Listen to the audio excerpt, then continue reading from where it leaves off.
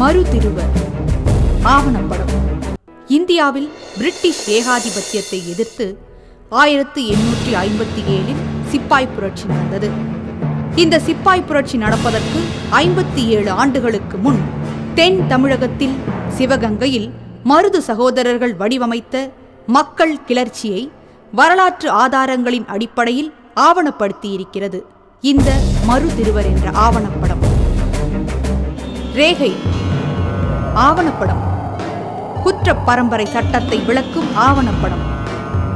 ஆங்கிலேயர் காலத்தில் குறிப்பிட்ட சில சாதி மக்களை பிறவி குற்றவாளிகள் என முத்திரை குத்தி பிரிட்டிஷ் அரசாங்கம் கொடுமைப்படுத்தியது. அதனை எதிர்த்து போராடிய 17 விவசாயிகளை ஈவு இரக்கமில்லாமல் சுட்டுக் கொன்றனர். அந்த சட்டத்தின் ஏகாதிபத்திய கொடுமையை விளக்கும் ஆவணப்படம்தான் ரேகை. தயாரிப்பு சி. தீனதயாள பாண்டியன். இயக்கம் தினகரன் ஜெய். இதயத்திலிருந்து இதயத்திற்கு.